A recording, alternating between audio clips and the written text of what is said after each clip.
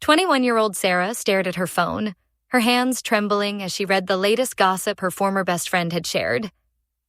Emma, now 22 and a newly graduated nurse, had just violated another patient's privacy. And this time, Sarah couldn't stay silent anymore. Their friendship had once been unbreakable. Emma had been like family, accompanying Sarah's entire household on a 2-week international vacation, staying in their home constantly, and even benefiting from Sarah's mother's advocacy for a raise at their shared workplace. The bond seemed genuine, built on years of shared memories and trust, but cracks had begun to show, each one more painful than the last. The first devastating blow came when Emma pulled out her phone during a casual evening with Sarah and her boyfriend. With Sarah sitting right beside them, Emma brazenly showed the boyfriend nude photos of herself, her eyes glinting with a satisfaction that made Sarah's stomach turn. The betrayal cut deep, not just the act itself, but the calculated cruelty of doing it while Sarah watched helplessly. The poison spread through their social circle. Friends began approaching Sarah with uncomfortable conversations about things Emma had said. She was talking down about Sarah to mutual friends and family members, apparently forgetting that loyalty runs both ways. Worse, Emma was weaving elaborate lies to make herself appear more favorable, then expecting Sarah to corroborate her fiction to preserve her carefully crafted image. When Sarah's family members started sharing Emma's cruel comments, the picture became clearer. Emma had been systematically undermining Sarah behind her back while maintaining a sweet facade to her face. Her sister's nasty remarks, which Emma defended as just being blunt, added another layer of toxicity to an already poisonous dynamic. Social media became Emma's weapon of choice. Passive-aggressive posts and shares clearly targeted at Sarah and her family appeared regularly, each one a small knife twist. When confronted, Emma would gaslight with wide-eyed denials, claiming coincidence where there was obviously calculated malice. After nearly 3 years of watching their once beautiful friendship deteriorate into something ugly and manipulative, Sarah had finally distanced herself. But Emma's latest behavior had crossed a line that went beyond personal betrayal. It had entered dangerous, illegal territory.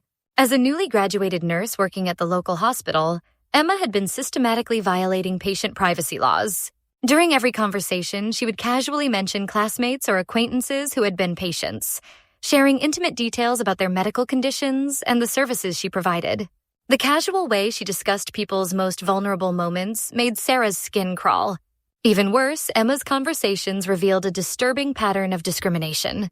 She routinely made cruel comments about plus-size patients and homeless individuals, showing a callous disregard for the dignity and humanity of those in her care.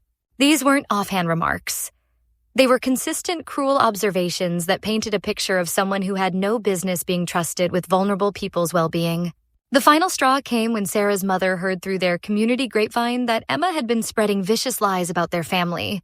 According to Emma's version of events, Sarah's family had taken advantage of her, using her as a maid and chauffeur during all those years of generosity and inclusion.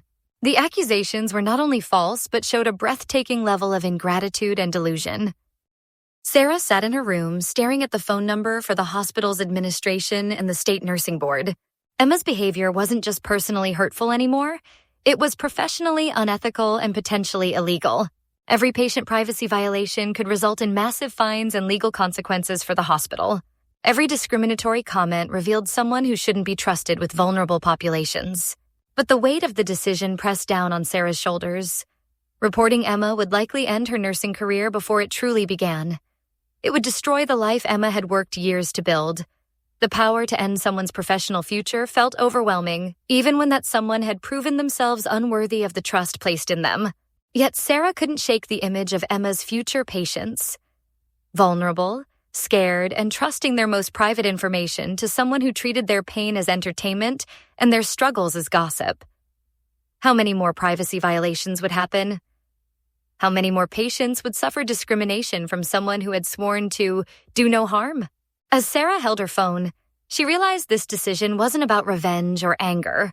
It was about protecting future patients from someone who had already proven she couldn't be trusted with their care. What do you think Sarah should do? Is reporting Emma justified, or would it be an overreaction? Share your thoughts and experiences in the comments below.